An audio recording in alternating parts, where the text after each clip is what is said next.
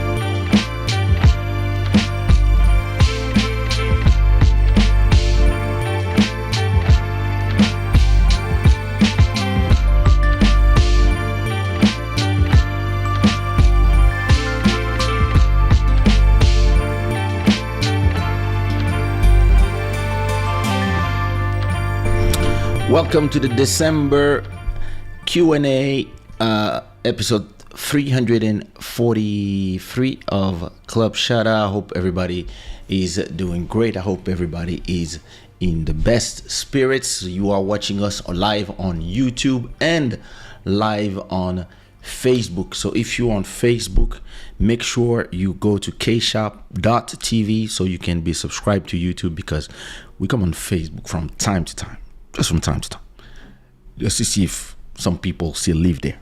But yeah, so I'm having a dinner tonight, and I was like, listen, it's Sunday, I don't have nothing to do, the kids are noisy, but now that I have my own studio, why not do the show earlier? So before we begin, everybody, don't forget to leave a like, don't forget to leave the flag of where you are watching from and what time it is in the space where you are watching this. Did I? Yeah, well, it's okay. Yeah, and of course, tell me in the chat, how are you? How you doing? What time it is where you are? What you doing in this Sunday? What did I do? Listen, the thing is, when you have young kids, you wake up early, as your kids wake up early because it's school times. So my daughter wakes up at around 7 a.m. So we all wake up in the house at 7 a.m. So what did I do today? Nothing special. I just went out to eat something, came back 2-3 hours ago, and then took a nap. And then when I woke up, I was on the phone with Buddy, and I was like, you know what? Let me try to do this show earlier to see who shows up. Because, you know, now that I have my own studio, yeah, I can actually try to do the show earlier from time to time. Maybe not all the time, but, you know, on a good Sunday like this, when you have nothing to do, why not? And listen, I might try the same Wednesday as well. Something like 8:30 p.m. or 9:30 p.m. when my daughter, I mean, yeah, why not? You know, and let me know too. Do you prefer these times? Do you prefer like the normal times? Yeah. Well, so today is Q&A session, which means that we can talk about anything you like. You guys ask the questions, I'll reply to the questions for a good 1 hour. So we here until it is 5:40 here in Lisbon. So we here until 6:30, 7. We'll see how it goes, and if people have questions, because sometimes nobody has questions. So Emery, I'm counting on you to find some questions to ask. Sabrina, je compte sur toi. I'm counting on you to find some question. Emmanuel, I'm counting on you to ask me some good question. My bro, Antoine, I'm counting on you. Andre, I'm counting on you to ask questions. I have the kid knocking at the door. You can see they're already trying to come disturb me, but yeah, that's why we have locks. All right, Tonio, what up, bro? How you doing? How you been? Long time no see, my bro. What's up? What you do? How you been? Where do you live? What are you up to now? Damn, I haven't seen you in a while, bro. I'll be in Paris soon. We have to link up dinner. André Tiago, boa tarde, tudo bem? Aqui o teu fã número 1 de Moçambique, Pemba. Hey! Boa tarde, André. Sabrina, comment ça va? What's good? Blondine, hey there, how are you? I hope you're doing good. Emery, Agnon, what's poppin'? Are the dreadlocks ready for the Christmas party?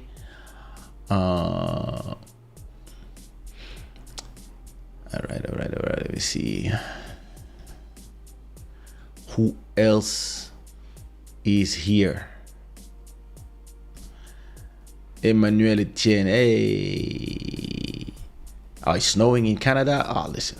When it starts snowing in Canada, it's cold. Even here in Lisbon, it's actually cold. I mean, it's December, but I came out, 13 degrees Celsius. Not too bad. I cannot complain. On est là, frérot, on est là. On est là. All right. Let's dive into the Q&A. Who has some questions? If you don't have questions, I'm going to have to find some things to talk about. So I hope you do. Do I have any subjects to talk about? Oh, I have stuff to talk about. So let me look at my things. So what did I do since I came out? Since I came back home today and this weekend, actually, I've been working on the releases of the month of January because December is full already, and I was just working on January. I'm at January 5th. I'm gonna upload music for the rest of the month, and yeah. That's where we're gonna go. All right, Emery has a question. Subject: Diddy situation actually? Yeah, what you want to know? That situation is fucked up, but yeah. I mean, just like ask me a question, not just tell me the subject. It's not enough because this is a vast subject. The situation is what is the question? Is the question what do I think about it? Is the question do I believe that he's gonna lose his whole empire? What do I believe? Like, do I believe her? Do I believe them? Do I believe he's a weirdo? Like, your question has to be a little,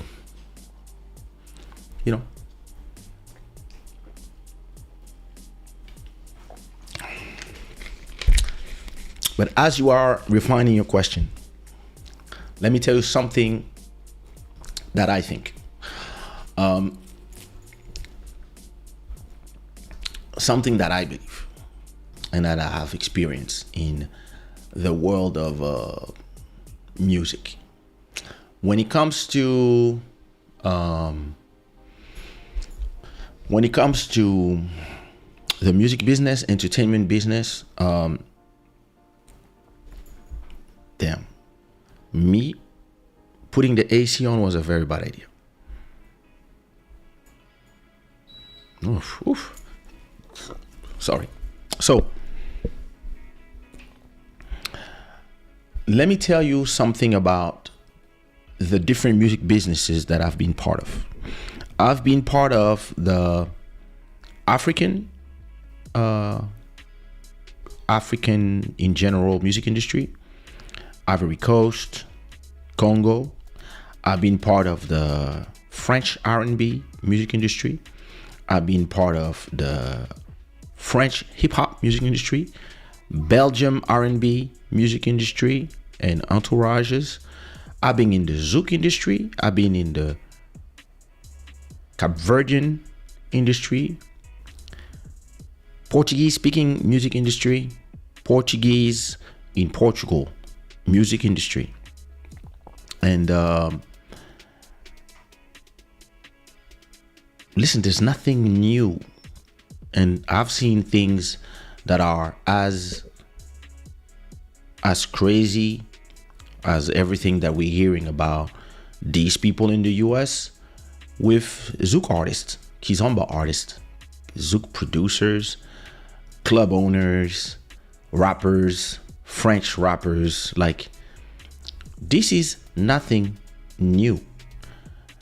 Entertainment, power, money, pussy. Like, all these things, when you are inside of those things, you are dealing with the devil all the time. and demons, and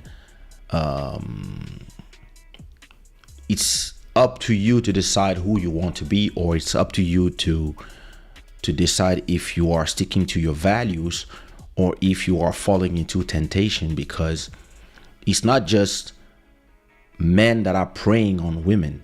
There's also groupies, there's also women that are preying on men. It's also all types of things where when people become powerful, there's a lot of things that are going on that are a lot of time consensual, and other times people that are exerting their power to get favors, people that believe they are better than other people that believe that they can do whatever they want, people that use drugs. Like, I've seen all of that, and I've been disgusted by the attitude of a lot of people in the French zouk industry, which is one of the reasons why I left France to move here in a different place. But it's not different here. It's just that life in general, listen, I've been surrounded by politics, African politics, my whole life. It's not different. So when I see all these people who are shocked, I say there's a lot of hypocrites. And there's a lot of people who stay silent because they know that, listen, they've been part of parties, they've been part of orgies, they've been part of all type of shit. A lot of people did so many things with so many people that they just don't live the same life as other people. And a lot of people want to judge whatever happened in the 80s or the 90s or the 2000s, was everybody was on drugs and going crazy, and they want to judge it with the eye of 2023. And I believe that then it becomes the witch hunt. But at the same time, you're gonna have guys like Hugh Hefner that had a whole reality show about being a pig and having 5 women at the same time, all there in his Playboy castle, and then everybody's like, wow, it's amazing. And then you have all these celebrities who have become super famous by doing sex tapes, and now they are celebrated and they are the pulse of the culture. So America is really, in terms of culture, the worst example to follow. And they will just all go crazy on something, and then but in reality, Hollywood is no different than the US musical entertainment. Hollywood is full of demons. So when I look at all these people pretending that they are in shock, I'm just, listen, I mean, first time I went to the US, a place where people took me was a big strip club, right? And in this strip club, and mind you, we were in the 90s or the end of the 90s, right? We're in this big strip club, and you have I don't know, 100 naked women inside of the strip club, all there. And we get out the streets, and the first thing I see on the other side of the street was a church. And I was like, what the fuck is wrong with this country? And my friend told me, yeah, this is Miami, this is America. I was like, I don't get it. And I remember I had a friend, every time we would be in the strip club, he would tell these girls, let me take care of you. I was like, why are you telling them that? So, because I have money, I can take care of them. So, what you mean take care of them? It was like, yeah, listen. Yeah, I want to. And I was like, me, when I was talking to these girls, I was like, "You're so beautiful. Why are you doing this? Like, why would you like?" Because I came with my French, my French mind, Judeo Christian frame of mind, raised in France, born in Congo, from Christian family, baptized, whatever, and I was just not understanding the point. You could be a model, you could do this, and she was like, "I'm making so much money, honey. I'm making like $3,000 every day." I was like, "What?" "Yeah, from guys like your friend who wants to take care of me. I have like 20 of them coming in one night. All of them give me 200, 300, and yeah, just for a dance or whatever, or sometimes maybe more." And I was like, I don't get this country. Then when I got famous, all of a sudden, yeah, people were throwing vaginas at me. And I was like, what's going on? And I will never, listen, to me, Cassie is clearly a victim. If whatever she says is true. Yeah, listen, she deserves all the money she can get. But is this industry creating all these monsters because it's an industry that just glorifies violence and sex? Yes, it does. It does. There's no way around it. It's and no need to have millions of dollars, like if you were a Puff Daddy or Jay-Z. I keep telling you guys, I've seen it in the Zouk industry. People that you guys see as, oh my God, the Zouk heroes, or Afrobeat superstars, like on drugs, on coke, all going crazy and doing crazy things. Because for a lot of these people, it's going from no money to way too much money. Going from no access to women to all you can get. Going to trying to get in a club and getting refused, to when you come in your club with your 25 friends, you go in and you get free drinks because you are you. So,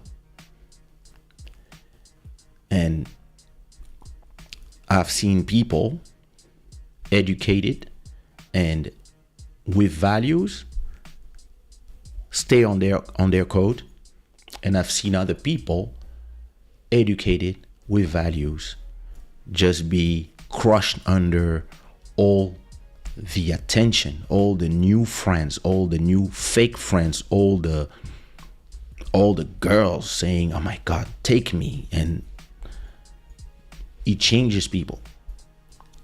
And imagine when you are in big cities, right? Imagine now if you come from a city or the ghetto, whatever, and all of a sudden you end up far in a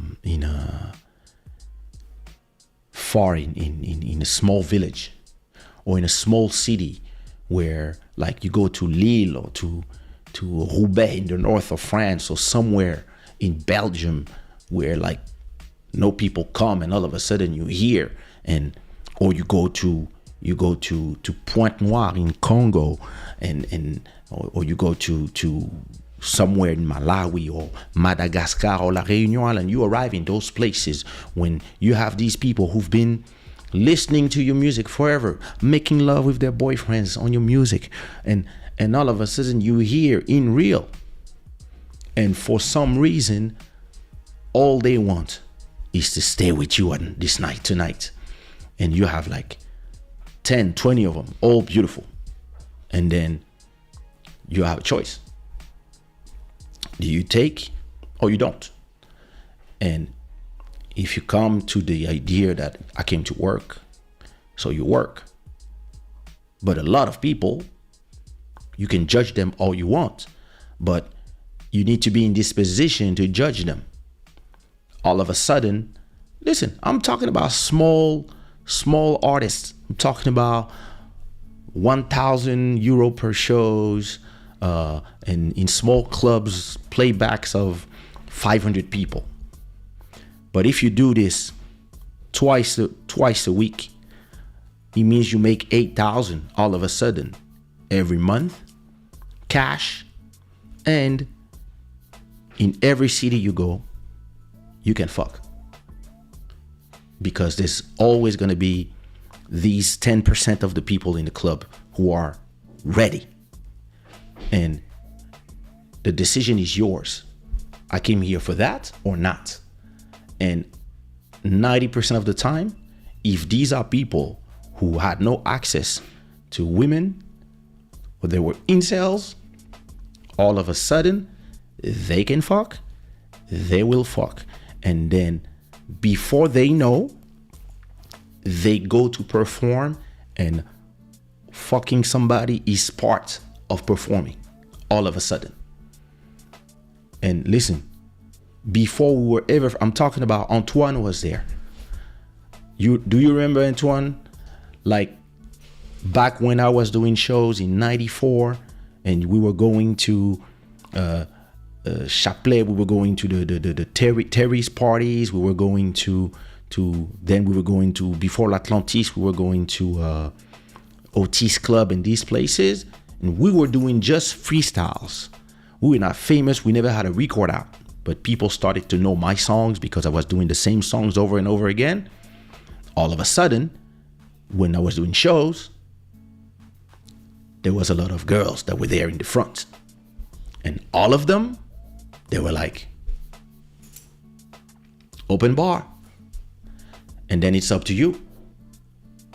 And many times, people get weak because all of a sudden they have, listen, if you get, most people, they will work a whole month to make 1,500. You work 45 minutes and you make 1,000 2 times in the week. So that's 80 minutes. You make 1,000. Plus you can fuck who you want. You can take 1, 2, 3 at the hotel. It's up to you. And this makes people go crazy. It makes people become weak because, and I'm not trying to say that it's the fault of women. It's the fault of everybody. It's the fault just of humans. People are impressed by power, they're impressed by fame, and they will want to be associated, or they will want to be with you just because they are fantasizing on you. This, like, groupies are not new. And then the higher you go, the crazier it goes. I know some singers that are famous, and I know how they got famous. I'm not gonna say names because it's none of my business, but I know some people, they went from fucking with dancers to fucking with beat makers to fucking with executive producers to trying to fuck with people like me, and then to be to the people that are funding us, and then and now they are with politicians. And in between, they were on with the football players. We're not going to pretend that this doesn't exist. So in this type of world, yeah, you have monsters on both sides. And then, yeah, some people, and I know some people like this in the Zouk industry. I know some people like this in the Kizomba industry. I know people like this in the rap, the French rap, the American rap. I know some people like this in a lot of countries, in the coupe décalé world, in all these countries where I lived. Yeah, there's some people who became very powerful, and they have money, they have power, success, access, and they believe they can do whatever they want. And listen, if you've lived in Africa, this is nothing new for you. You don't need, you didn't need to wait for P. Diddy or R. Kelly to realize that all that shit has been happening since the invention of time. So Am I shocked when I see the allegations? Not at all. I'm just like, oh shit. But I'm not shocked. I'm just, oh, damn. She went through that. Poor girl. That's what I say to myself. That's why I'm like, yo, listen, go get your money. Now, after that, when this happens, after all this time, and you here trying to brand yourself as the brother love, etc., this is hard. This is hard. This is hard for your brand, your business, your money. The investors might be like, bro, tu es un peu imputois. I don't know if I want to touch you. So you might lose a lot of money, a lot of brands, a lot of things, and you might have to listen. If I was somebody that worked for P. Diddy, me as a brand strategist, I would tell him, listen, you're not posting nothing for the next 6 months. We will post promotion stuff, remove all comments from your thing, and that's it. Because the internet right now, especially in the next 2 months, is going to be on a frenzy. Because as people love you, the same people will hate you the way they loved you. And the same people will go back to loving you in 2-3 months. We've seen this with Kanye. Kanye can say the craziest shit, and then it disappears for 6 months, and then all of a sudden you see him in the middle of Zimbabwe with the MPC and a bunch of singers, and you hear and those bam bam bam bam bam bam, and everybody goes, oh my god, what a genius. And all of a sudden everybody's back to the Kanye train. There's nothing as fickle as the public. These people, they don't love you. They are just into you, and then they into somebody else, and then they're gonna be into you again, and like it depends what is the news. Listen, a year ago, even 6 months ago, you could not even criticize nothing about Ukraine. Like, you could not say that. But you were saying like in 2000X that there was some Nazi. You would lose your YouTube channel. And then now that the focus is on Israel, Palestine, the US already told Zelensky, bro, wrap up. Hey, listen, is this way? We done. And the whole world is done too. Because that's the world. When all the news media will start talking about something else, they will talk about something else. This is why the people in Congo are pissed, because there's been the same shit happening there for years and nobody cares. So the news cycles, if you understand how to navigate it, listen, if I work for that guy, I would tell him, bro, listen, all the shit you did is coming back. So here's what we're gonna do. You're not gonna post shit for a long time. 2-3 months minimum. No posting, nothing, no going to the Grammys, not being seen. You stay at home, you take your family. Listen, you're still a multi billionaire. So listen, go and enjoy life for 6 months. Listen, they love the spotlight. So it's hard for them to disappear. But listen, you still own channels, brands, all these things. So put people on the top so that you still own the brands. But the people on the top will be the people that people talk to, so that the advertisers and stuff can continue, and the investor can keep pouring money into it. So you keep making your money, and then, listen, when the time comes, we'll find something. They'll find a nice post of you getting married to your actual girlfriend. Something like that. We'll find a nice thing. We'll just post a photo of you guys married, and that's it. Nothing. And this will make everybody go crazy. And you will see that everybody will forget everything, because that's the internet. The internet has the memory span of a fish in a tank. So that's what I would do. Listen. Sorry, took a long time to answer this question. And it was not even the question. Okay, let me see. What are your questions? All right, let's go. Let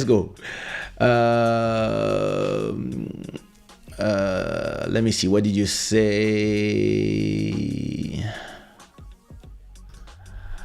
What do you think about it? A lot of women accuse him to abuse them. Yeah, I mean, I think I replied. I mean, two things about that. Do I believe Cassie? To an extent, yeah, I believe some of the things she said. But again, I mean, I'm not here to judge him because she was not him to put him in jail. She was here to get 30 million and she got her money. So everything she said might be true. Half of what she said might be true. 10% of what she said might be true. We will never know because once you accept to take the money, the goal is to say, all right, I got my money. It's not my problem anymore. This is how it works in America. That's not like, don't try to see it in an emotional way. Don't try to see it in your the way of how you see it. We would see it in France or in Portugal or somewhere else. It's a money transaction. There was a law. The law was not, hey, you can put whoever did that shit to you in prison. That new law was, listen, you have until November 23rd to do a civil case on whoever you believe did something to you, and hopefully you have some proof. And if you don't, listen, it might be a case dismissed. And if you want to settle with the person because you saying that you're going to write a book or whatever, he's going to pay you and salute. And that's exactly what she said. And there's been 1,700, even the mayor of New York, and of course, soon as he paid, listen, not only a lot of other victims, real victims, were like, yo, I want money too. That's the least I can do, get some money. Even the male prostitutes are saying, yep, I want some money too. But you got paid to do it. No, I've been abused. Listen, the problem is this. Soon as you stop paying, not only you're gonna have the real victims coming forward, but you're gonna have everybody else. Everybody else. Because you are rich and there's some money to be made and people are greedy. So stop thinking you live in a world where everybody's innocent.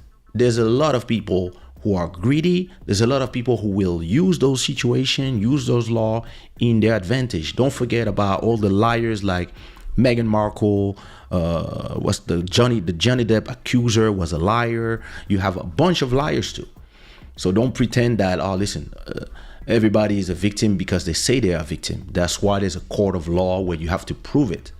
But listen, in the terms of Cassie, she probably had a lot of receipts, a lot of messages, a lot of doctor thing. Who knows? And maybe his lawyer said, bro, it's better to pay now, wait 6 months of the whole world being against you, and in 6 months everybody will have forgotten because something will happen. There's going to be a war somewhere, or somebody else will going to do something, or Lady Gaga will do something. Who knows?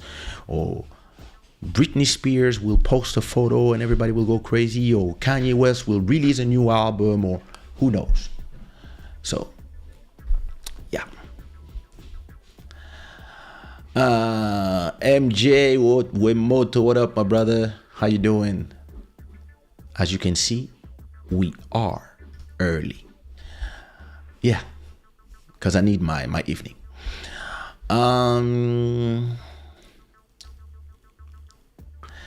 Sounds like it's easy to fall into temptation and mess up your life. Listen, personally, I grew up rich. Rich parents, politician father. My dad was a millionaire when he was in his 30s, and not a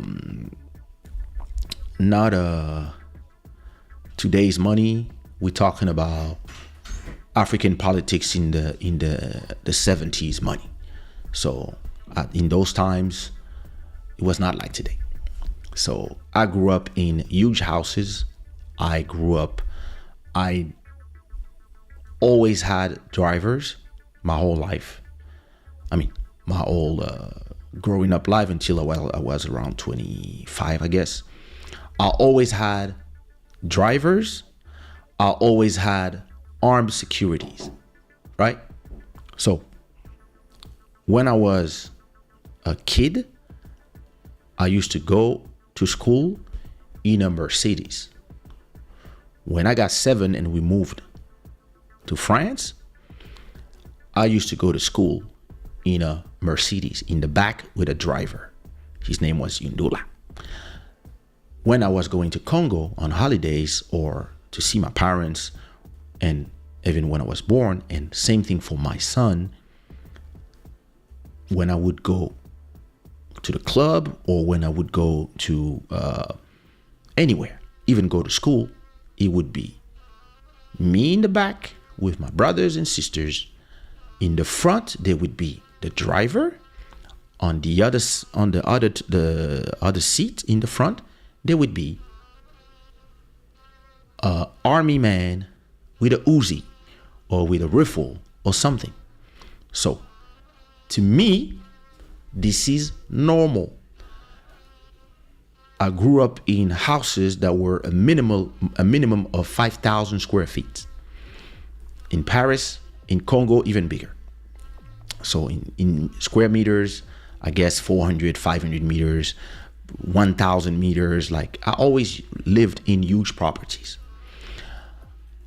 Because my parents were rich, growing up, I never knew what it was to be poor. And when I left my parents' house, it was to start my career. And again, I start my career. I think my first album came out, I was 24. And my first song was a hit. So I went from my parents' money to my own money. And because of that,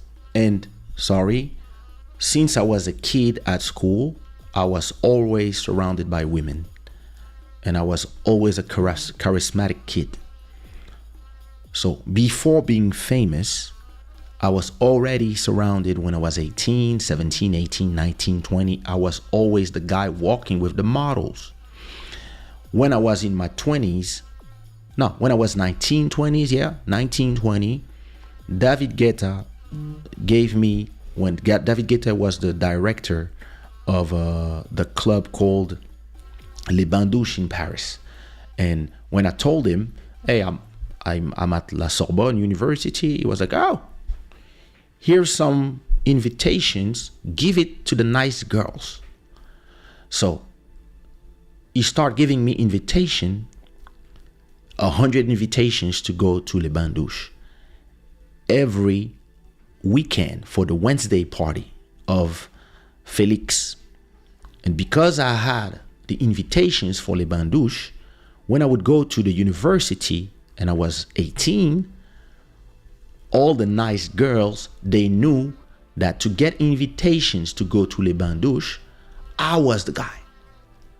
So I started distributing invitation at the faculty. And when I would go to the club, Marilyn, who was the physiognomist at the door, who was not letting anybody go, when I would arrive in front of the club with some nice blonde girls from school, she would be like, oh, darling, hey, you guys let Kaysha pass. So I was famous before being famous.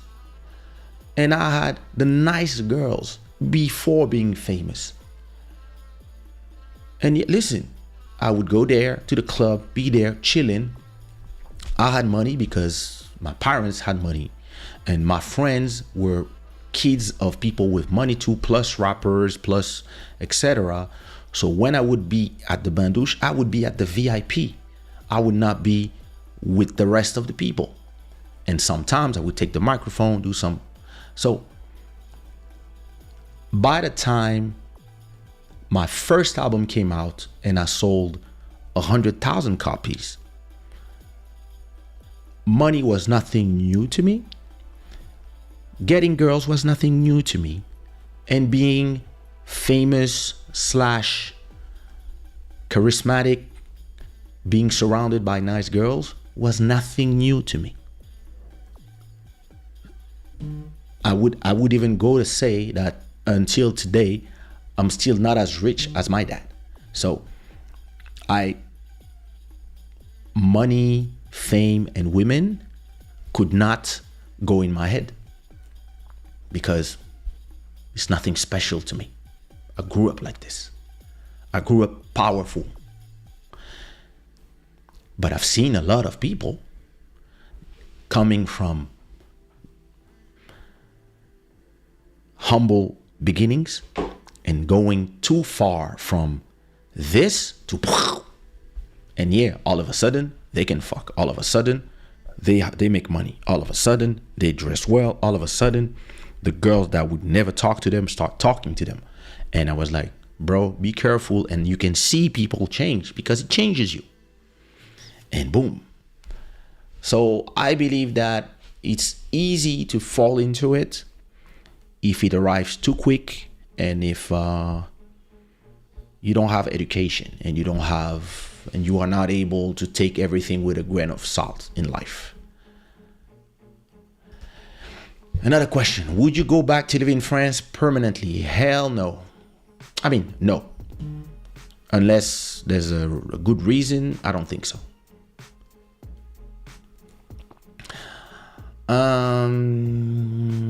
Let me see. MJ saying, as fans, we only know our perception of these music stars but not who they are as individuals. Yeah, listen. It's not, imagine now you take a bunch of guys from the ghettos of the US or the ghettos of Africa, and they go from nothing to multi-million deals, like sell shows at 50,000. Do you know what 50,000 is? Imagine, listen, I was talking to you about us in the little Zouk industry, the little Kizomba industry. We were making 1,000 per show. And we were like, yo, we're making a ton of money because we're making like 10 shows every month. Now imagine if you make 10 shows every month, but every show is sold 50K. Listen, don't go so far. 10K. Let's say you do 10 shows every month at 10K. Once you pay everybody, the managers, etc., your share is 10. So maybe they sell your show for 15K. Everybody takes a cut and you make 10K. And let's say you have 2 shows on Fridays, this show on the Saturday, another show next Friday, Monday, Tuesday, Fridays, and like in the end of the month, you make 100K every month for 2 years. Bro, that's 2 million. Imagine the months before this beginning, you, your mom, your dad, your family, you had no money. You were on welfare. And all of a sudden, you make 1 million every year. And let's say you used to not even ever dressed fashion and etc. And all of a sudden, you are with girls like J-Lo. Of course you go crazy. Of course you go crazy. How you not gonna go crazy? It's impossible not going crazy. Unless you have an amazing support system, unless you walk like, listen, the first time somebody showed me a cigarette and say, you want to try? I said no. The first time somebody told me, hey, here's some alcohol, you want to try? I said no. Oh, are you religious? No, I'm not interested. I like to control. I'm a control freak. I like to control myself. So I don't see the point in putting anything in my system that will disturb my functioning. Oh, Hey, you want to try some coke? Hell no. You want to try some weed? Hell no. Are you boring? But that's how I survived in this business. And when it was time to take important decisions, I had my whole head. A lot of people, I realize today that a lot of people, listen, I have a good friend. He took a lot of stupid decisions in his music business. And I was always like, what's wrong with this guy? And somebody told me, but this guy was on coke the whole time, bro. And I was like, oh shit. I never realized that because I don't walk around with people. I don't know the symptoms and stuff. But now it makes sense. Now everything makes sense. Why some people fuck their careers. Drugs, women, money, education, lack of education. That's a lot of it. So listen, it's not because somebody's name is P. Diddy or whatever that they are different from anybody. Julie, what up? How you doing, sis? I hope you're doing good. Antoine, j'ai toujours raison. Tu devrais le savoir. Oh, l'oreille du bois. Listen. L'oreille du bois. C'était à Porte-Maillot, ça, non? Oh, listen. I don't know if you remember one time I was with you and Philippe from Organize and whoever. And we were coming out of l'oreille du bois at Porte-Maillot.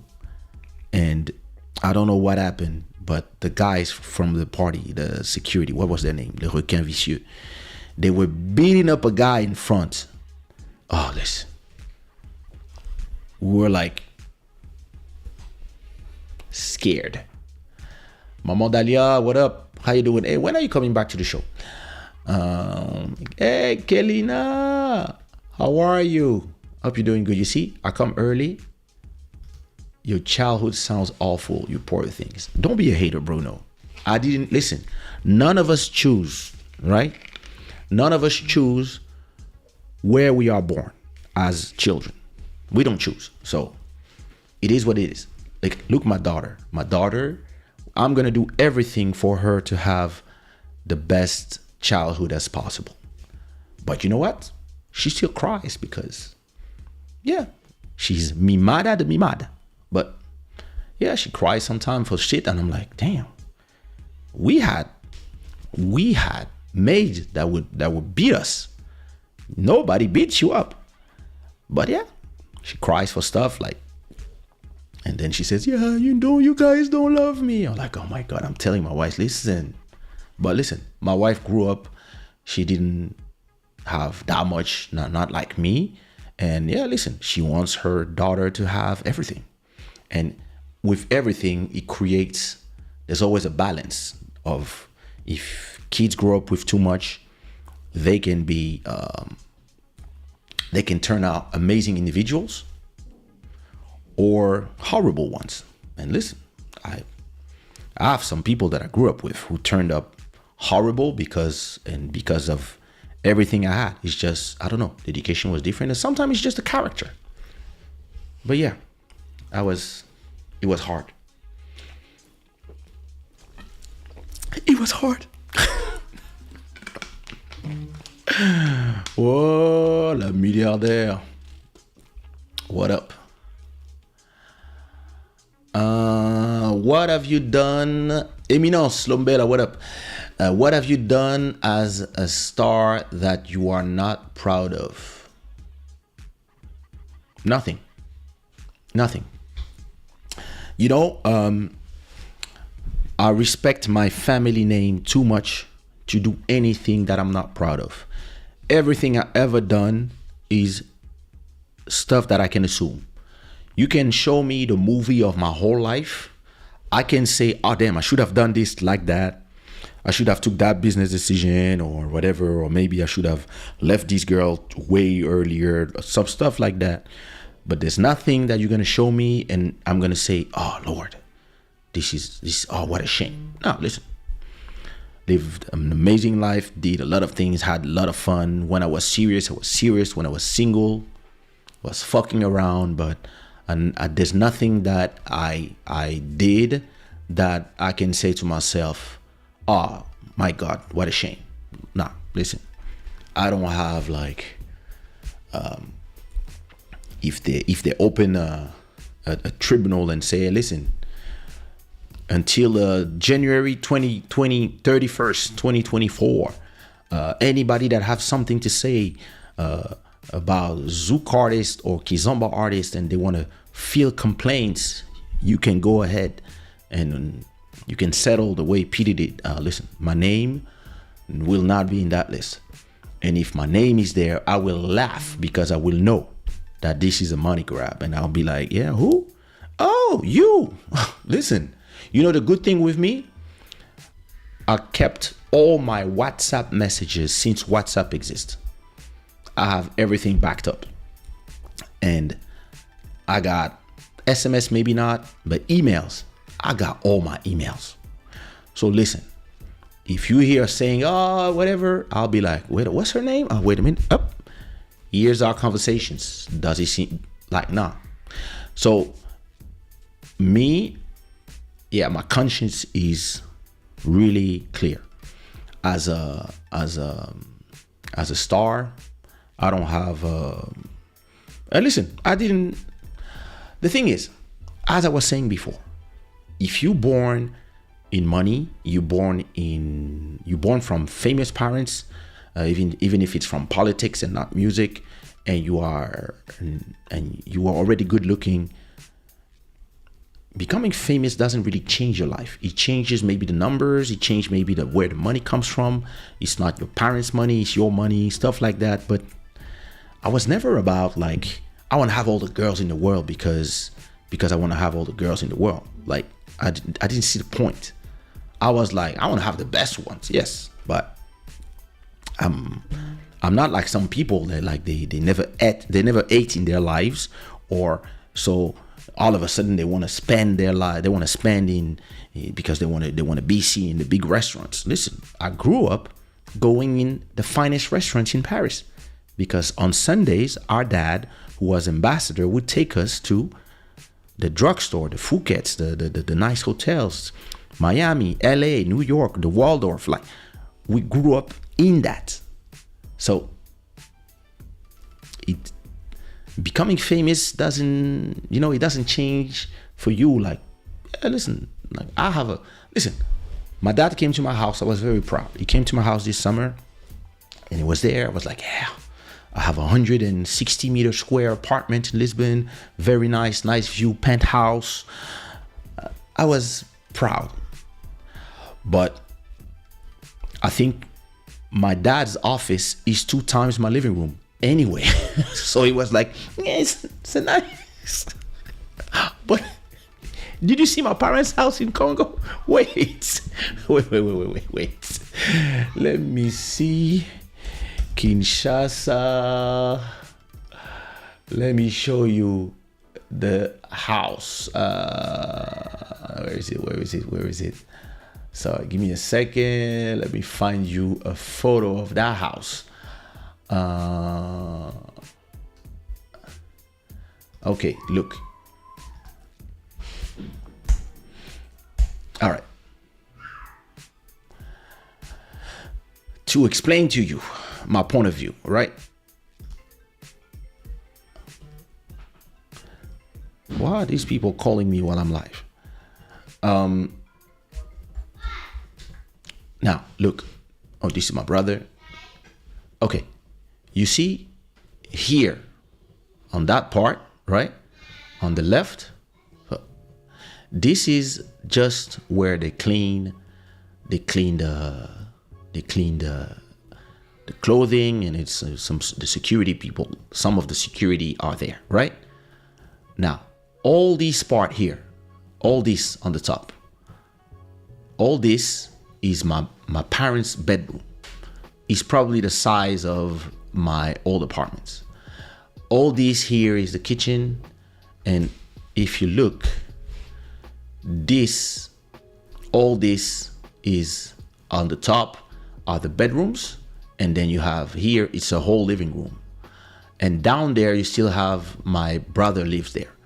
And all this here on the right is my dad's office. And it's the size of, listen, all this here is my dad's office. So imagine, he probably has 200 meters just of his office. So look, when you grow up in a house like this, that's my cousin, that's my uncle, that's my son growing up there. This is my mom. I don't know if I have videos. But if you live, well, if you grow up in a place like this, yeah, I mean, until I have a place that big, I'm not gonna be impressed by my own place. I'm happy. Listen, I love my apartment. I look at it, I'm like, yeah, I made it. I'm like my own money and stuff. Yeah, look at this. Like, I'm in the richest neighborhood in Lisbon. Yes. But when you leave when you enter my father's apartments, you have police with weapons. And then you still have to go through a whole way inside of that. And my dad doesn't walk without people with bodyguards, armed bodyguards and stuff. So when you grow up like this, it's so different, and people cannot really get it unless they understand it. Obrigado, Andre.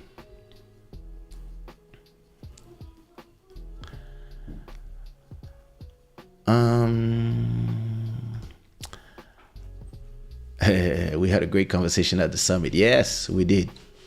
What about the app? How is it doing? Have you ever advised your parents to invest in African startups? No, my parents invest in orphanages, plantations,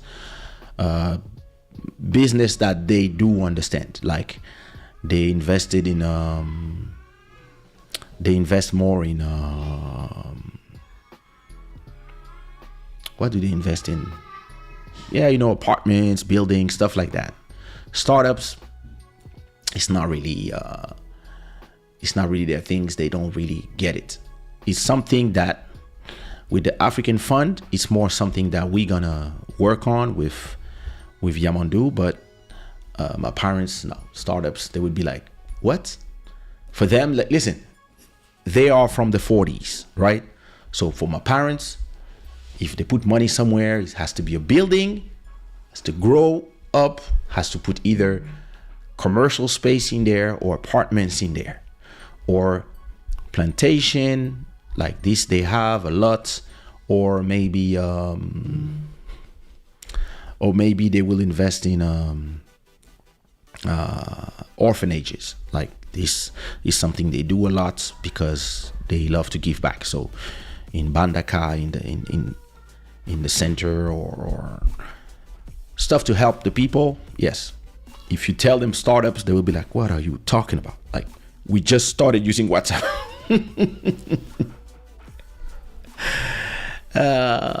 This is something this is for my generation.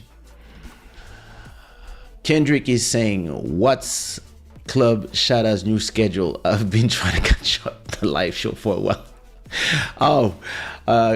Okay. We are early. So the schedule is 10 p.m., 10:30 p.m. Lisbon time. So I don't know where you live, but if you look at Central European time, 10:30 p.m. So I think in Canada it's 5 p.m. and but sometimes I go early, like this on Sundays, and on Wednesday I'll see. Maybe I will do. I'll see. Listen, it depends, but I like early too. Drill camp. What is your purpose in life? I feel like somebody asked me that question before. My purpose in life is creating beautiful things and generating generational income with these beautiful things that are created. That is my purpose. And spread love, of course. And I believe also to elevate other people. And back in the days, I would elevate other people with my work, but now I elevate other people through teaching them how to elevate their own work ethics. So, yeah. All right, I'm staying another 15 minutes, so go ahead with the questions. Again, hi to everybody on YouTube, hi to everybody on Facebook. As an artist, what is your dream? As an artist, my dream was to make my father proud. So when my father started going with my album to every president and giving them my album, my dream was fulfilled. So as an artist, listen, my dream was to make one hit. I made 50. My dream was to, make my parents proud. It's done. Perform maybe one day in front of 500 people. I performed in front of 100,000 people, probably 50 times. So as an artist, those dreams have been fulfilled. So now my dreams as a creator are just to do bigger, better, smarter in different forms. Like, I'm not dreaming to make a new Ondikwa, I don't care. To make a new Zouk hit, I don't care. A Kizomba hit, I don't care. If I do it, cool, because I would know how much money I generate, but it's not a dream as an artist. It's been done. Maybe hits in other genres, that would be cool. Maybe I'm a piano hit or something else, that would be cool. But now it's more like documentaries, movies, maybe making the whole soundtrack for a movie. That would be cool. And hopefully when I can, investing in maybe, I already invested in other artists. I started 20 years ago, but maybe if I can invest in documentaries and movies, that would be great. But I'm not there yet. But that's something that, my only problem is I've been such a person that does everything by myself that it's hard for me to delegate anything. I'm having a hard time. I even feel like when people want to be part of my organization, I feel like there's an alien, a virus trying to threaten me. But I have to learn to delegate some things. And in the same heart, when I think about investing, I always think I'm going to invest by myself. Like, I have to make 10 million so I can invest 1 million in movies and stuff. But on this thing, I'm learning to be smarter and understand how everybody else is invest. Everybody else, they go get money at the bank, from the bank, or from investor, or from funds, or they create funds, and with these funds, they have now the power to invest, and they don't risk their own money. So I'm learning to be more like that, and that's why I'm working with, for example, the African Fund, where we're gonna be able to finance projects, and but we're still in the beginning of that. So those are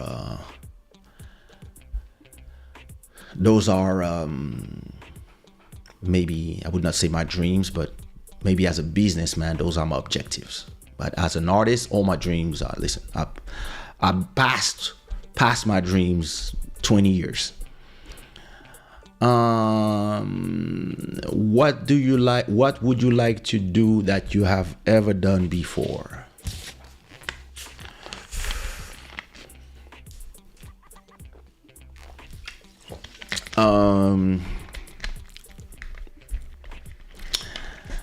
I would like to develop an app. I never did that. I want to take my wife to the Maldives. I never did that.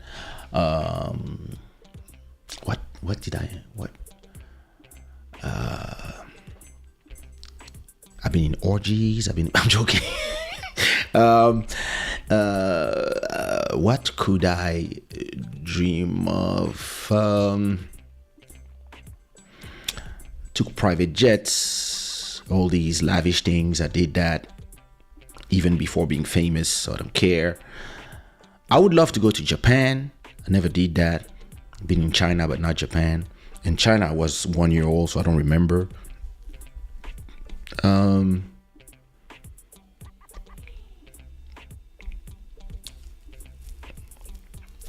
But listen, right now, the things I want to do are more. I'm in build mode.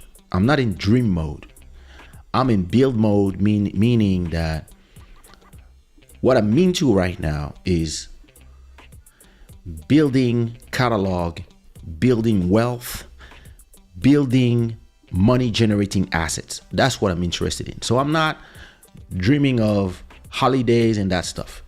Sometimes I have to force myself to take my family to holiday. Listen, I don't mind paying for them to go enjoy. I don't like being in the beach doing nothing. I'm a workaholic. I'm not that type of guy. I dress hoodies and t-shirts.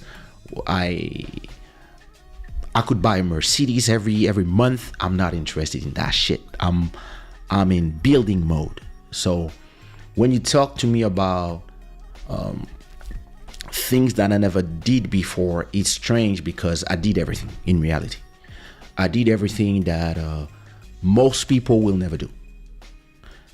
So the way my brain thinks is not dreams and no. It's all right, listen. How can I do what I do? Multiply by 10. I have one podcast live on YouTube. How do I have 10? How do I invest in 10? How do I coordinate to have 10 people doing the same thing like me, so then we can have a certain number of views, so we can have a whole place when people can buy this space. These are the things that I think about. I don't think of, oh my God, I dream to go to Nepal and go to the top of a mountain with my baluchon and breathe the world and see a shaman. I don't give a fuck about all that shit. I'm way more focused and practical on things. Like, I leave these dreams to my wife. That's never been me, if you see what I mean. How would a young Kaysha in 1998 react to Kaysha's success in 2023? Young Kaysha in 1998 would be, I told you. Because the whole plan, in 1998, I was already...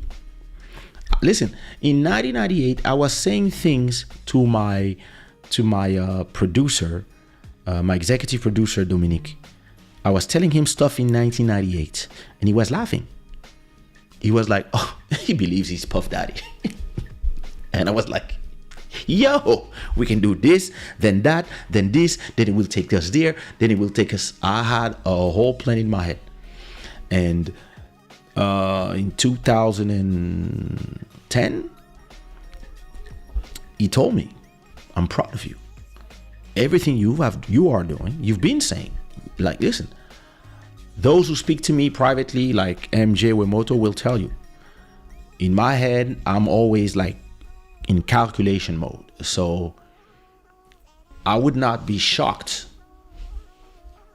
of where I am in 2023. I just believe that what I learned is that who I am in 2023 is not really who I thought I would be in 98.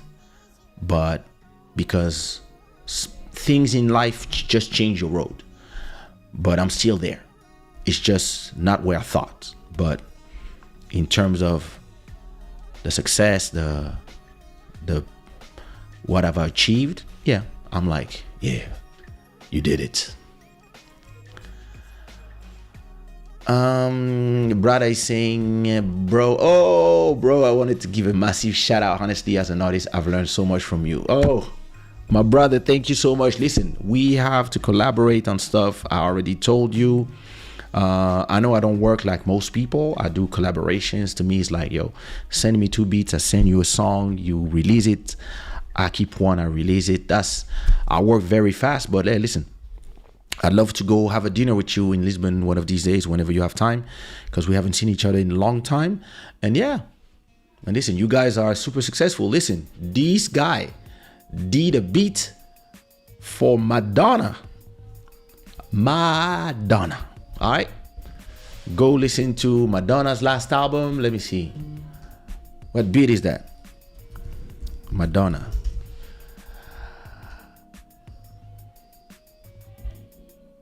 What album was this? Sorry, the albums. Damn, she did a lot of Madame X, right? It was Madame X.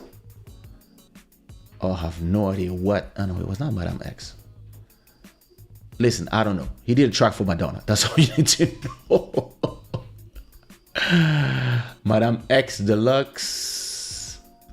Let me see. What was the song? It was a song with Anita, right? Faz Gostoso.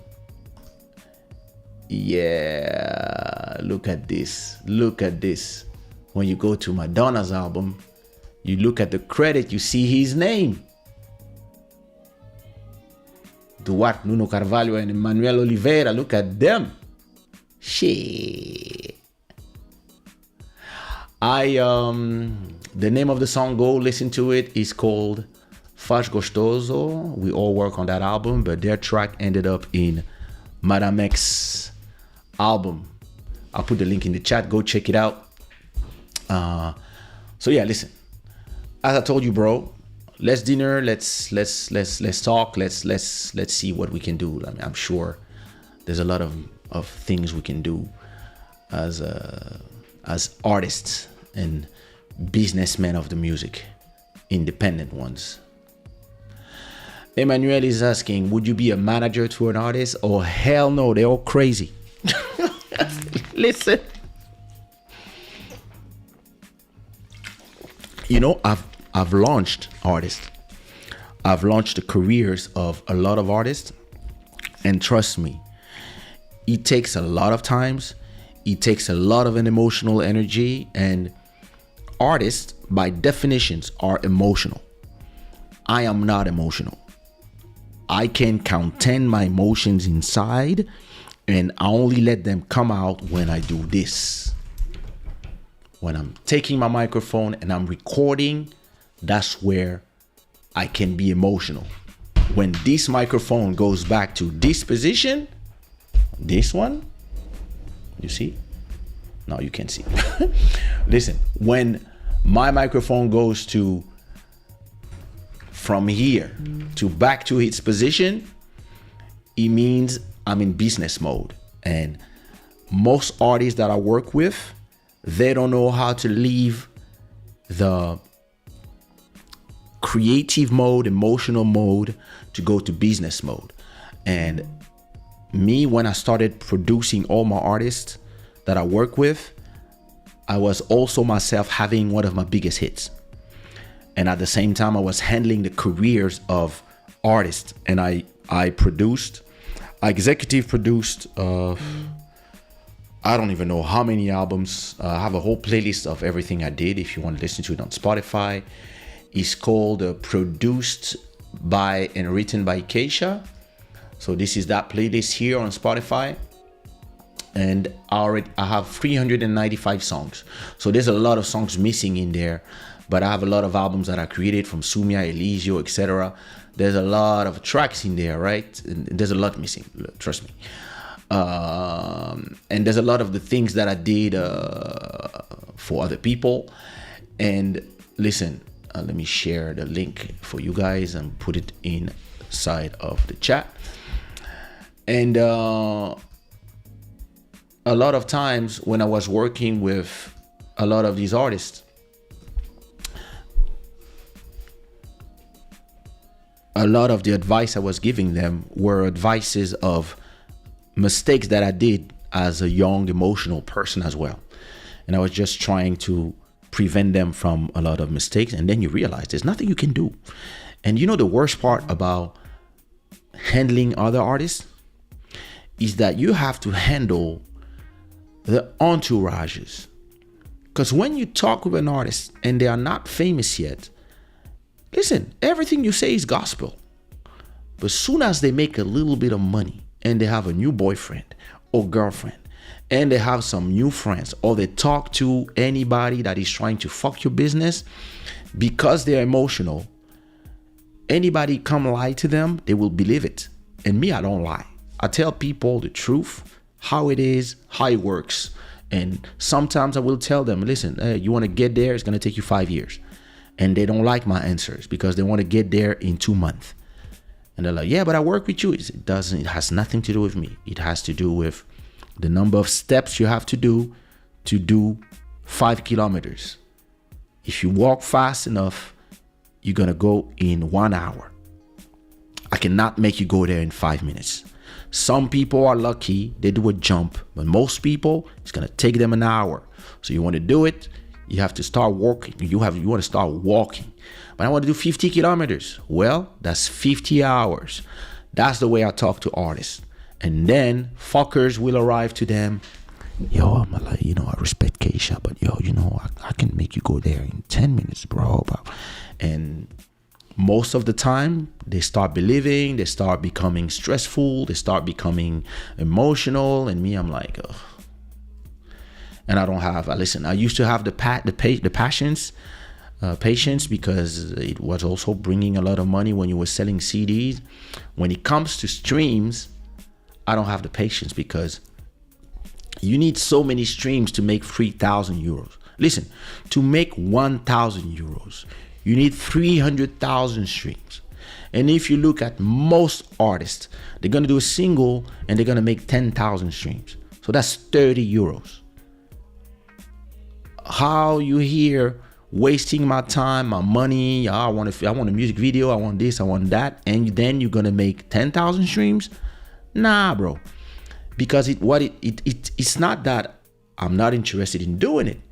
It's just that I realize that if you want to arrive to generate what I generate as an artist, you have to work with the person for 5 to 10 years to arrive there. And in these 5 to 10 years, only 5% of them are going to be faithful and they're going to follow your directives. So no, I don't want to, hell no. Drill Camp is saying, you inspired me in my way of seeing art in general. Thank you.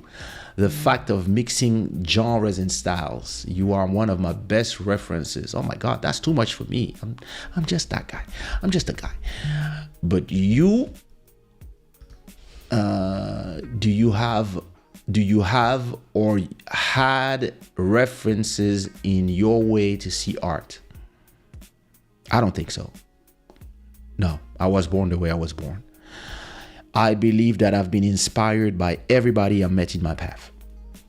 I don't have one like a Stevie Wonder, Michael Jackson, or no. Listen, I've been inspired from Tanya Sanval, Nicole, Jean-Michel Autain, Michael Jackson, Kassav, Kofi Olomide, Fali Ipupa, like Tyler. Right now, I'm inspired by everybody that work because I'm able to visualize and listen to music the way people don't. I'm able to completely analyze and disassemble things. Like I don't watch movies like somebody who watches movies. I watch movie like somebody who knows how to edit, how to do special effects, somebody who understands how it's done. So when I watch movie and I can appreciate, but I'm at the same time I'm still appreciating how it was done. You see what I mean? So every time I watch something or I listen to something, I'm just being inspired all the time. That's why I love to listen to music. That's why I love to listen to new things, because that's what I'm interested. If you make me listen to Zouk, Kizomba, Kamba, like house music, all this stuff, I've been there, done that. I'm not excited. So yeah, I believe the person who really inspired me, and I told that story in another episode, was my mentor. My mentor really told me who I was and how I was. He told me to use my superpowers, but it's not like I don't have like an artist that I'm actually a fan of nobody. Congrats, man! Congrats, man! You are inspiring. Thank you so much, brother. Thank you so much, Kendrick. I gotta ask this. Brother is asking, all right, bro, I gotta ask this. How many tracks have you released in your life? Okay, let me show you something. Let me show you in my, I can go to my distribution, right? So I'm just gonna talk about my own tracks, right? I'm not gonna talk about tracks I did for other people because that would be even too much. But if we take just my catalog of releases, I have released in 11 years with Believe Digital, I have released 1,086 releases, from albums to singles to compilations to remix singles, because I release a track every week for years now. And if we go to the last page, the first I released was a house music track called I Got You. So that was already in 2010, and we are now in 2023. I've been with them since 2010, and I think, yeah, probably generated. I think this year or next year we will arrive to €1 million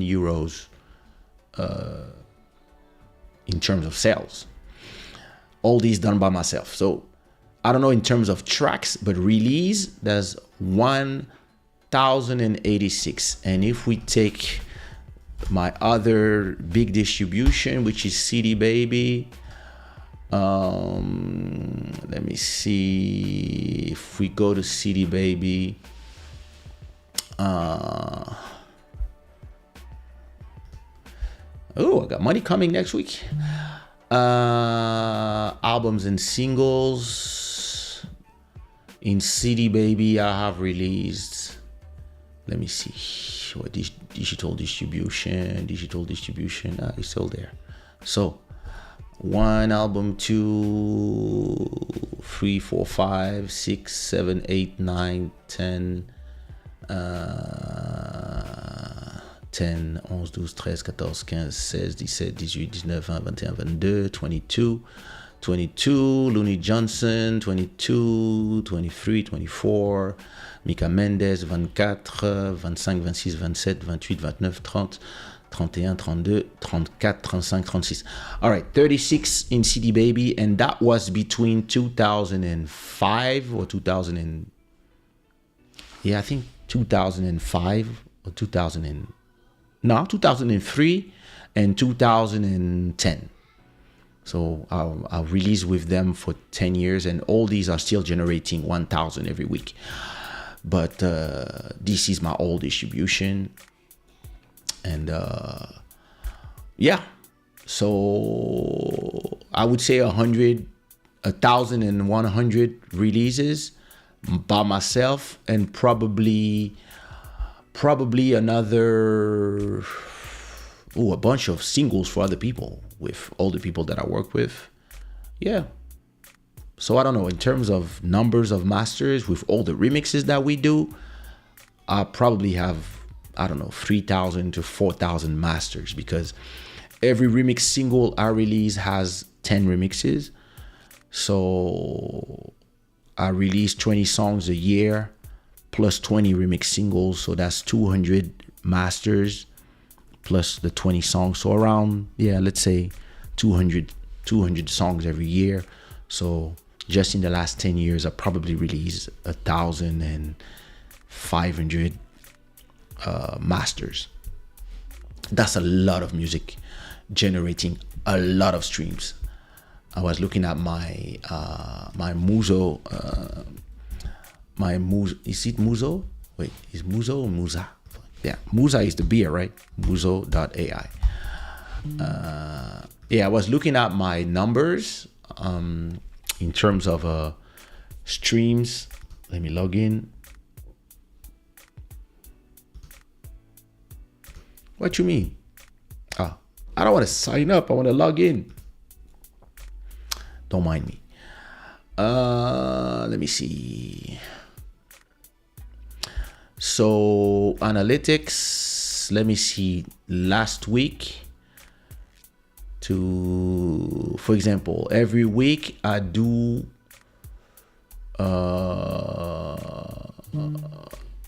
every week I do 1.7 million stream across just Spotify, SoundCloud, and YouTube. 80,000 Shazams, 100 million views on TikTok every week. So if you imagine, if you take it of a month, just something going on, just one of the remixes, just 2.5 million streams every month. So I make 5.7 million streams per month, 460 million views on TikTok. And if you just take the top 5, right?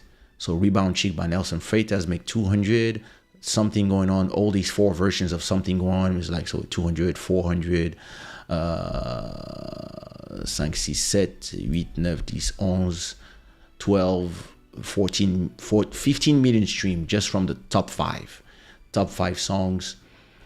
And if you take a year of data, that's 176 million streams. I'm about to post that shit soon. Just have to compile the Apple Music numbers on top of that. I'm gonna do a post on and I have 2.2 billion views just this year from my songs. If my whole catalog, I probably have on TikTok 7 billion views just for this year. 2 million Shazam. This is crazy. And yeah, that's a huge catalog. So I'm a whole 10% label by myself. I was looking at numbers from Portuguese artists, actually, like all the superstars. I was like, all these people are less than me. I have to start talking to the press and be like, yo, me too, I want to be talked about by Spotify Portugal. Yeah, listen, crazy numbers.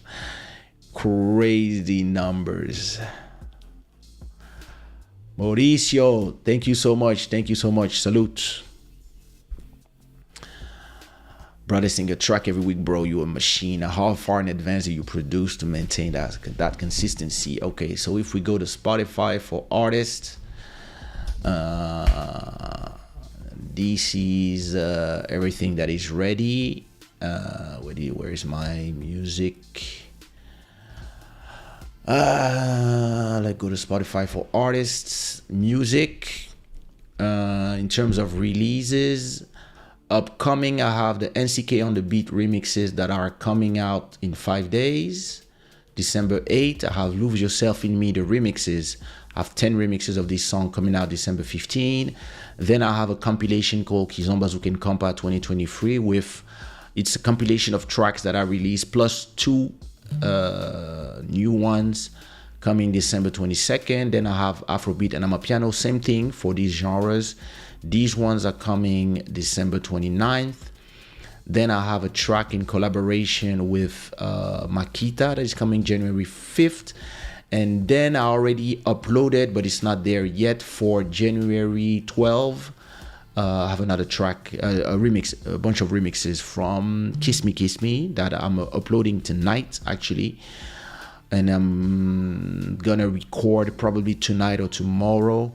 I'm gonna record 2 more songs, so the month of January is done. And then after that, I will probably do remixes and collaborations with other people. So the strategy, and I think I'm gonna do a whole live about music strategy, where I explain how do you find your the right cadence for you, because not everybody is a machine like me.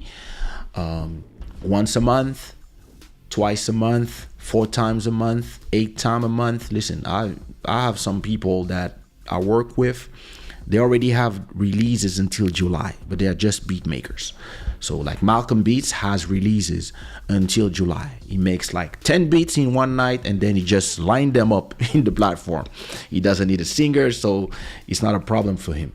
I also do instrumental albums, so I can do 4 beats in the same day.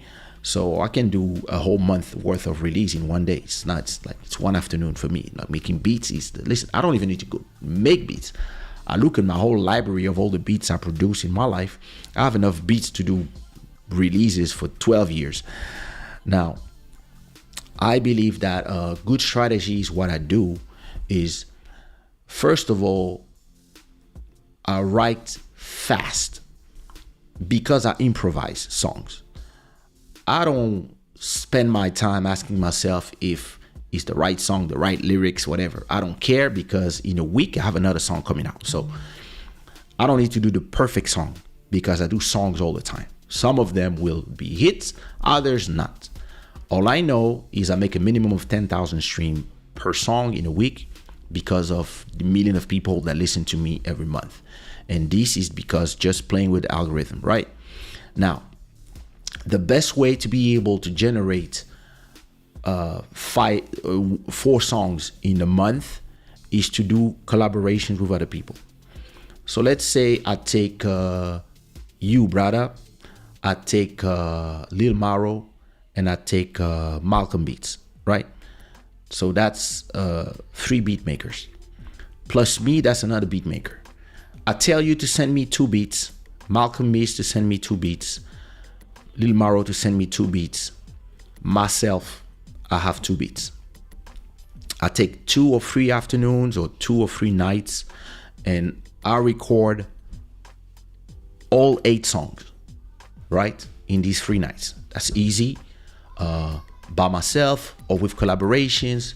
Today it's easy. Listen, I'll put everything on Dropbox. If I need somebody, a collaboration, somebody to do a verse, I can send them the instrumental and they can record from wherever they want from home like me, and then they send me the songs, mix everything. Now we have 8 songs, right? These 8 songs represent 8 weeks of releases. That's 2 months. What we do, I tell you, okay, brother, you guys release beginning of the week your song with me. I give you one, that's yours, and in exchange the other one is mine.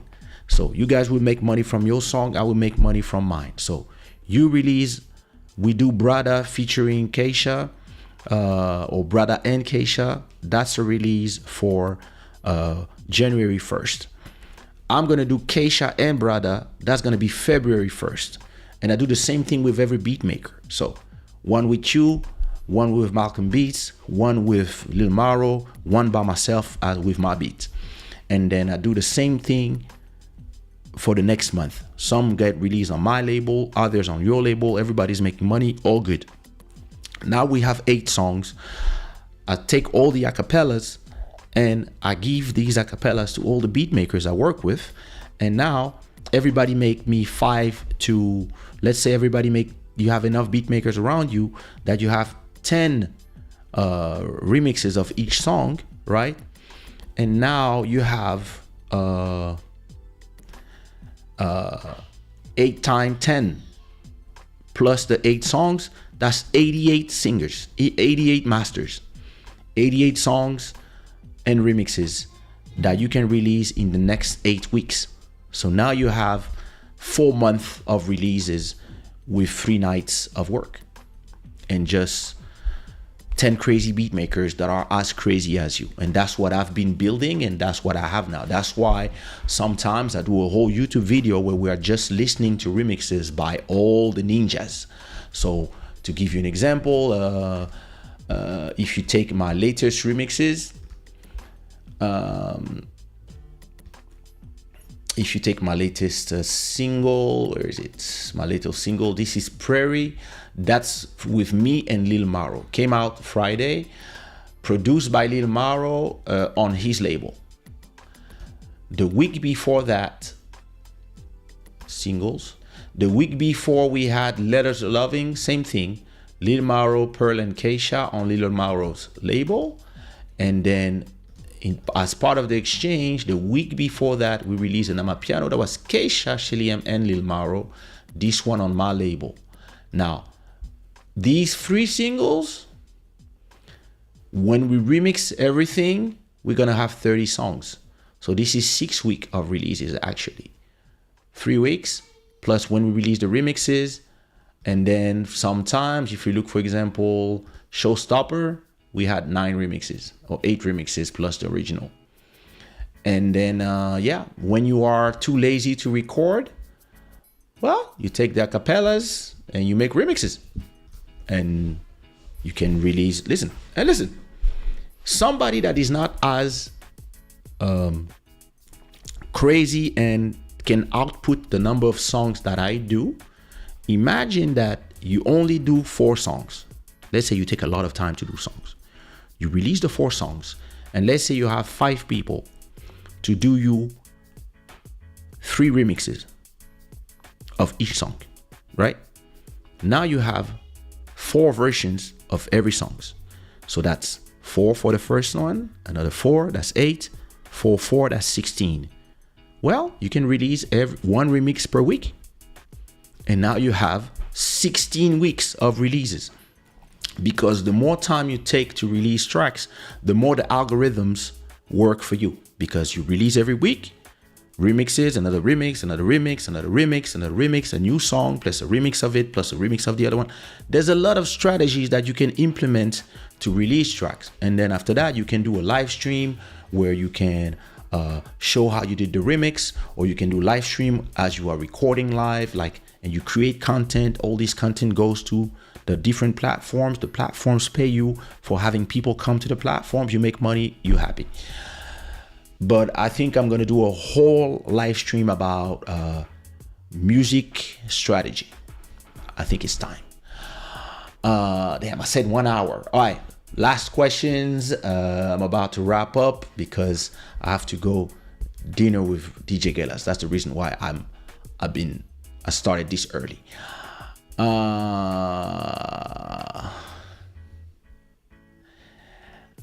All right, that's impressive numbers right here.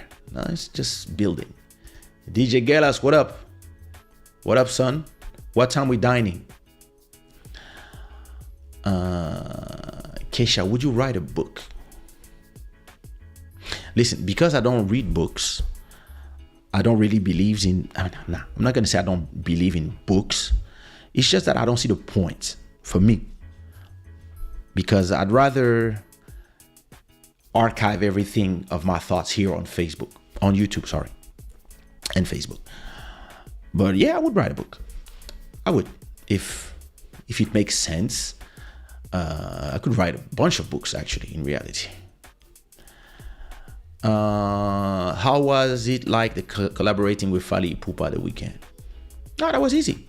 It was more like when do we do it? Because we keep bumping into each other, and at a point I was in Kinshasa, he was in Kinshasa too, so I went to his studio with my beat. We recorded the vocals, his vocals. Once I had his vocals, the rest was easy. All I had to do was go back to Portugal and record my vocals, do everything around his vocals, and that's how we did the song. And then when we were again in Congo together, that's when we recorded the music video. But yeah, Fally is cool, so that's just as every collaboration, very organic, very easy. I told him that I want to do a track with him. I want to do a mix of kizomba, compa, and rumba with him. That's what I told him. He told me, yeah, let's do it, bro. I was like, yeah, don't worry. I'll catch you somewhere and we'll do it. So next time I catch him somewhere, I'll record him. Listen, even with a phone, I'll just record him. I mean, I'm always have a studio with me wherever I go. So if we are in the same city, I'll say, yeah, listen, I'm coming to your hotel or you're coming to mine. Let's do it. 1 hour, quick. I just record your vocals, some nice guitars that I know exactly what I want him to do. Something like that. Ding ding ding ding ding ding ding ding ding ding ding ding. And then listen. This would be a masterpiece in assassination, but it's really a question of taking the time to do it. But I'll do it. What up, Maki?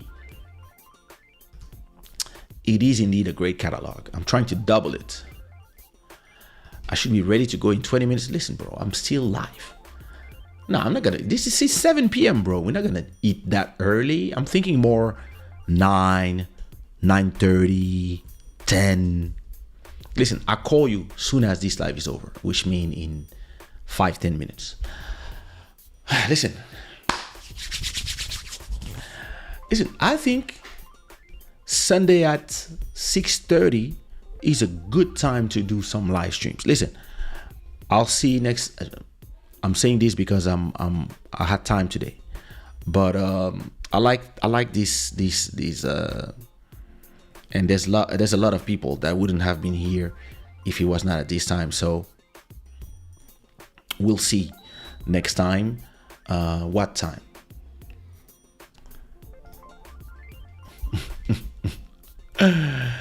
Listen.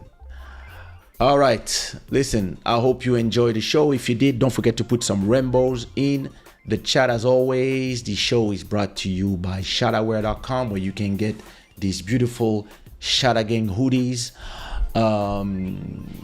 And thanks to our main sponsor, Black Free Thinker, and all the sponsors. Will you be doing something with Feregola? Why not? Yeah, listen. Listen. When you release every week, you can do something with everybody. I would love to do anything with any African artist, famous or not, as long as I love the music. So that's the beauty of being in my position. I'm in the position where Jacob, rest in peace, was when he discovered, when he heard about me, and he started helping me when he didn't have to.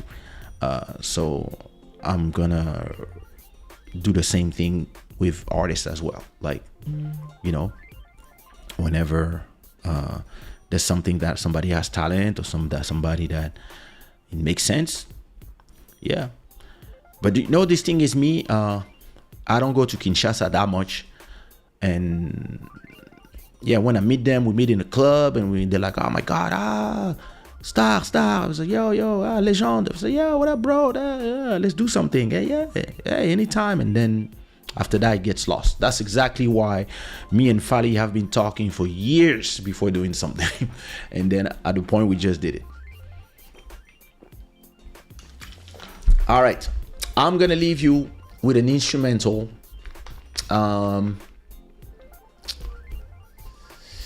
Let me see. I'm gonna leave you with an instrumental called.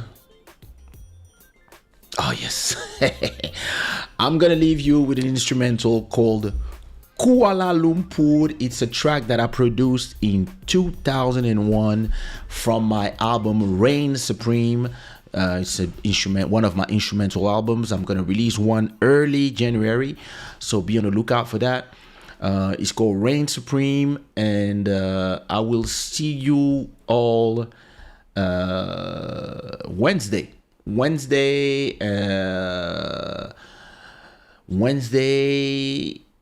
and we will talk about. Listen, I have a good subject for Wednesday.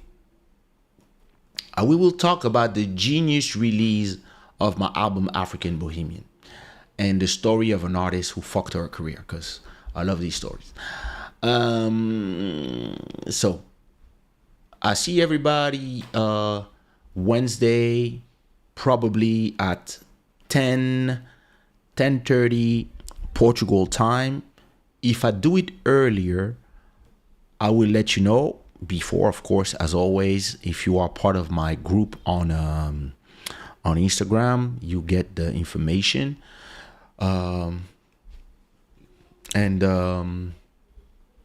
Moi aussi boire de l'eau gazeuse alors que anyway, yeah. All right, this song is called Kuala Lumpur, produced by me in 2001, and listen, don't mind the mastering and don't mind the mix. I didn't know what I was doing at the time. All right, Shada Gang, Peace.